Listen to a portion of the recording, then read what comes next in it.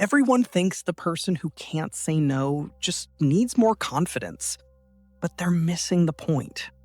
Here's what's actually happening.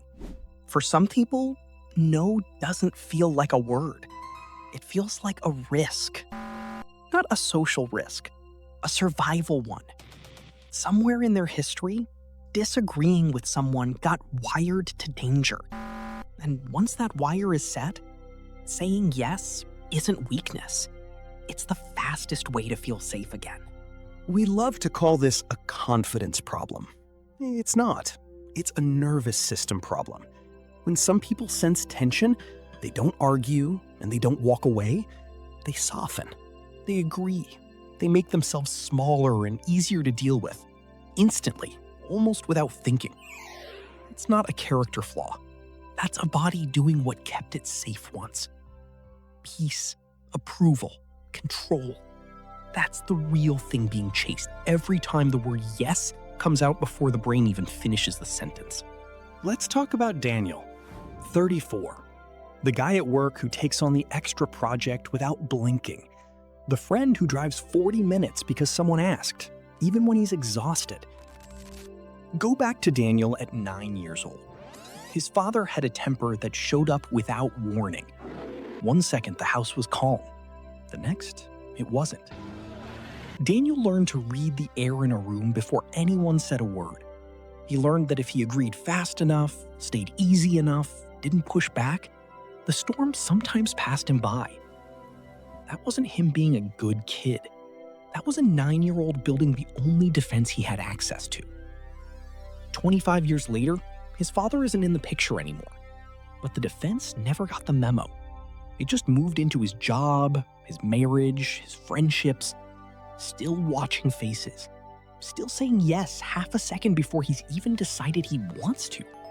Now, here's where it stops being just a story. Psychologists call this low distress tolerance, a reduced ability to sit inside discomfort without needing to make it stop immediately. For someone like Daniel, disappointing another person doesn't register as a small, awkward moment.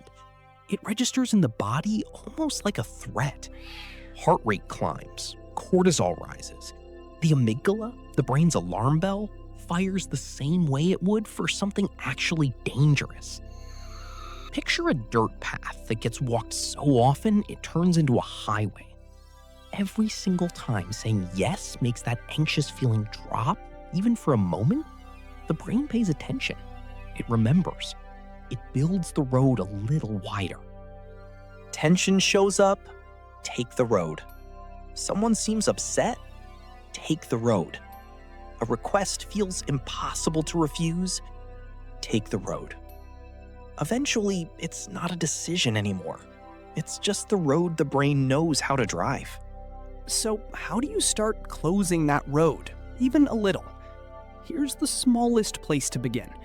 Next time someone asks something of you, don't answer in the moment. Just say, "Let me get back to you." That's the whole exercise. Nothing dramatic, no speech about boundaries, just a pause. Because the point was never to turn into someone who refuses everything. The point is getting back the space between being asked and answering. The space where a real choice actually lives. Sit inside that pause. Let it feel uncomfortable. Don't rush to fix it. That discomfort isn't the danger it used to be. It's just an old alarm going off in an empty room. So no, someone who struggles to say no isn't weak, and they're not lacking some backbone the rest of us were born with. They're running an old program that once kept them safe, in a life that doesn't need it anymore. It was never a discipline problem. It was a practice problem.